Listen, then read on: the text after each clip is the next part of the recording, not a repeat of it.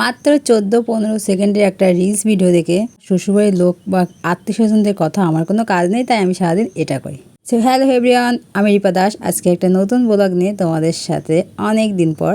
যে কথাটা বলছিলাম রিলস ভিডিও নিয়ে, আমার সংসারে 7 জন লোক, 2টো বাচ্চা, আমার পড়াশোনা, এত কিছু থাকার পরও হেল্প করার মতো আমার কেউ নেই।